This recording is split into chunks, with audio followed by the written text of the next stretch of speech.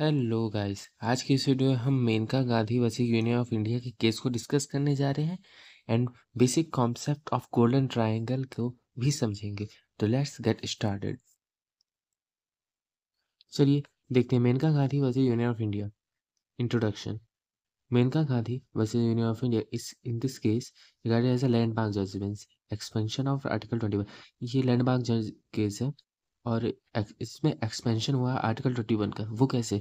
Before the Menaka Gandhi case article 21 मतलब Maneka Gandhi case आने से पहले आर्टिकल 21 जो था प्रोटेक्ट करता था right to life and personal liberty against the executive branches arbitrary action not from legislative action. किसी एग्जीक्यूटिव ब्रांच मतलब पब्लिक ऑफिसर यानी कि किसी पुलिस ऑफिसर किसी को अरेस्ट कर ले या कोई पब्लिक सर्वेंट किसी को अरेस्ट या कुछ भी ऐसा हो जो एग्जीक्यूटिव ब्रांच से रिलेटेड आर्बिट्ररी एक्शन हो तो उनसे प्रोटेक्ट करता था। पर जब ये केस आया तो उसके बाद ये लेजिस्लेटिव एक्शन मतलब लॉ रिलेटेड एक्शन जो होते हैं, लेजिस्लेटिव एक्शन है कि लॉ मेकर या लॉ रिलेटिव जो एक्शन होते हैं उनसे भी प्रोटेक्ट करने लगा after the Menaka Gandhi case. However case also added protection against the legislative activities मतलब इसमें लेजिस्लेटिव एक्टिविटीज को भी प्रोटेक्शन दी मतलब प्रोटेक्शन प्रोवाइड की लेजिस्लेटिव एक्टिविटीज से भी। तो चलिए अब हम समझते हैं case of Maneka Gandhi of India को। चलिए, she wanted to travel abroad regarding some democratic and human rights। जो मेनका गांधी थी वो ट्रैवल करना चाहती थी अब्रॉड सम डेमोक्रेटिक या ह्यूमन राइट्स रिलेटेड स्पीच के लिए। अब्रॉड जाना चाहती थी कुछ स्पीच के लिए, डेमोक्रेटिक या ह्यूमन राइट्स रिलेटेड स्पीच के लिए। वाइल जब she wanted to travel her passport was impound. जब वो ट्रेवल करने जा ही रही थी चाह रही तो उनका इम्पाउंड कर लिया। इम्पाउंड का मतलब होता है सीज्ड कर लेना यानी कि जब्त कर लेना। उनका पासपोर्ट जब्त कर लिया गया। कहाँ पे? एयरपोर्ट पर। By the passport authorities and by the passport authorities के द्वारा। And she was not allowed to fly abroad. उन्हें अलाउड नहीं किया गया फ्लाई टू अब्रॉड। मतलब कि जब वो जाना चाह रही थी विदेश कि हमें एक डेमोक्रेटिक या ह्यूमन राइट रिलेटेड स्पीच देनी है, पर उनका जो पासपोर्ट था उससे सीज कर लिया गया पासपोर्ट अथॉरिटी के द्वारा। जो सेक्शन 10 क्लॉज 3 में बताया गया है। चलिए इसे अब आगे इसके फैक्ट्स को समझते हैं। Facts of the case. In 1977 the regional passport authorities asked Menaka Gandhi to surrender her passport and stated that was necessary for the public interest। मतलब पासपोर्ट अथॉरिटीज के द्वारा उनका पासपोर्ट सरेंडर करने के लिए मेनका गांधी को कहा गया फॉर द पब्लिक इंटरेस्ट के लिए। Maneka Gandhi asked reason for impounding her passport. उन्हें रीजन पूछा कि मेरा पासपोर्ट क्यों इम्पाउंड किया जा रहा है, क्यों सीज किया जा रहा है from the regional passport officer. And he did not give any valid reason. और उन्होंने कोई वैलिड रीजन तो दिया नहीं। For the same he did not give any valid reason for the same due to this reason reason she filed a petition in court under article 32। इसी वजह से उन्होंने आर्टिकल 32 के अंतर्गत उन्होंने पिटीशन फाइल की for the supreme court under article 1332 हम of Indian constitution. चलिए हम आर्टिकल 32 को एक बार समझ लेते हैं कि आर्टिकल 32 है क्या। पहले article 32 of Indian constitution means that it's if some fundamental rights like freedom of speech, religion या region are violated, they can directly approach the Supreme Court for protection। अगर किसी का इनमें से या कोई भी अदर राइट जो होता है उनका life to life, personal liberty या फिर regional are violated, religion are violated या फ्रीडम ऑफ स्पीच, इस राइट अगर वायलेट होते हैं तो वो सुप्रीम कोर्ट जा सकती है for the protection. This article provides citizen with a direct route to safeguard their fundamental right. मतलब सेफ गार्ड प्रोवाइड करता है direct route for supreme court के माध्यम से। हमने आर्टिकल 32 तो देख लिया। अब हम आगे बढ़ते हैं। Indian constitution starting that her article 14, 19, 21 were emphasized. उन्होंने बताया कि अब 14, 19, 21 ये जो है ये गोल्डन ट्राइंगल का पार्ट है। Golden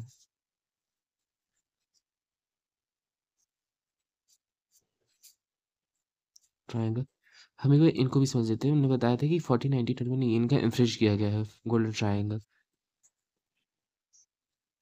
golden triangle, concept of golden triangle.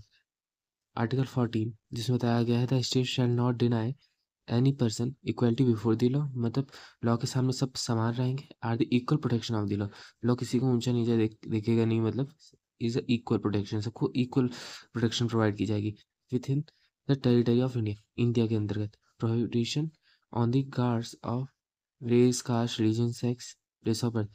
बस मीन्स मेल या फीमेल, मीन्स दैट कि जो ये प्रोहिबिटेशन प्रोवाइड करेगा अगेंस्ट, मतलब prohibition on the grounds race, caste, reason, इनके बेस, मतलब इनके बेस पे उन्हें इस तरह से बांटा नहीं जाएगा कि मतलब इन्हें सिर्फ इनको मिलेगा, इनको मतलब सिर्फ आर्टिकल 14 प्रोवाइड किया जाएगा, मतलब सबको इक्वली ट्रीट किया जाएगा। ये कहना चाह रहे हैं किसी को भी डिवाइड नहीं किया जाएगा रेस, कास्ट, रिलीजन, सेक्स या प्लेस ऑफ बर्थ के माध्यम से। अब हम देखते हैं आर्टिकल 19 एंड 21। जैसे राइट टू फ्रीडम का यहाँ पे मैं जैसे लिखा हूँ 19 टू 22, तो आर्टिकल 19 दिया गया है और 21 दिया गया है। तो एक बार इसको टोटली एक बार समझ लेते हैं। Right to freedom is covered in 19, 21, 22 of the Indian constitution. Each one of those article provide certain protection of rights. जैसे 19 जो है वो प्रोवाइड करता है right to freedom of speech and expression, उसी तरह 21 जो है safeguard the right to life and personal liberty, जो मेनका गांधी केस में। और ये और बाकी जैसे 2022 ये मतलब protection against arbitrary arrest and detention, ये हो गया। And protection against arbitrary and unlawful imprisonment, मतलब कि यहाँ बताया जा रहा है कि ये गारंटीज करता है कि right to freedom and speech and expression है आपको। एंड 21 बताता है ये सेफ गार्ड प्रोवाइड करता है right to life and personal liberty के लिए। चलिए हम ओवरव्यू देख रहे थे गोल्डन ट्रायंगल के कॉन्सेप्ट का। These rights are regarded as the basic principle, ये बेसिक प्रिंसिपल माने जाते हैं 14, 19 and 21 article for the smooth running of the life for the citizen of our country. Smooth running के लिए ये मतलब प्रोटेक्ट करते हैं बिकॉज सिटीजन को। The golden triangle provides full protection, ये पूरी प्रोटेक्शन प्रोवाइड करते हैं to the individual from any encroachment. Encroachment का मतलब होता है अतिक्रमण। फ्रॉम, एक बार लिख देता हूँ मैं यहाँ पे,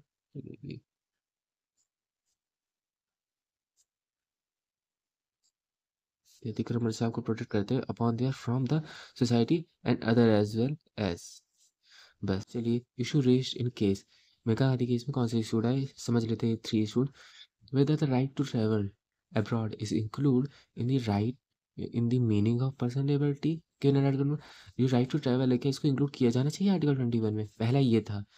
उसके बाद दूसरे में था कि whether any procedure establish by law decreasing personal liberty under article 21, जो भी लॉ का प्रोसीजर है एस्टेब्लिश बाय लॉ डिक्रीजिंग क्या डिक्रीज करता है personal liberty under article 21 of Indian constitution is arbitrary. इसी तरह थर्ड पॉइंट में कहा जा रहा है whether 10 clause section 10 clause 3 of the Passport Act 1967 violates Article 14 of the Indian Constitution। मतलब 10 clause 3 जो है क्या वायलेट करता है आर्टिकल 14 को इन द इंडियन कॉन्स्टिट्यूशन में। चलिए अब हम जजमेंट देखते हैं केस का। जजमेंट अ 7 जजेस बेंच, यहाँ 7 जजेस की बेंच थी और कॉन्स्टिट्यूट इन दिस केस, जो कॉन्स्टिट्यूट करती है इस केस को। Firstly the supreme court said that the scope of personal liberty given under Article 21, वो स्कोप बताते हैं पर्सनल लिबर्टी का of the constitution of India is very wide, वो बहुत बड़ा स्कोप है बिकॉज ये personal liberty and right to life को भी बताता है, जिसका बहुत मतलब वेरी वाइड है। The right to travel abroad comes with the definition of personal liberty. जो राइट टू ट्रेवल है ये पर्सनल लिबर्टी के अंतर्गत भी आता है, गिवन अंडर आर्टिकल 21 के अंदर भी आता है, ये जज ने कहा। The court agreed that impounding the passport by the passport authorities under section 10 clause 3 of Passport Act is not unconstitutional। ये अनकॉन्स्टिट्यूशनल तो नहीं है जो मतलब 10 क्लॉज सेक्शन 10 क्लॉज 3 में दिया गया है पासपोर्ट को सीज कर लेना, ये अनकॉन्स्टिट्यूशनल अनकॉन्स्टिट्यूशनल नहीं है because the passport authority has the power to grant suspension या कैंसल।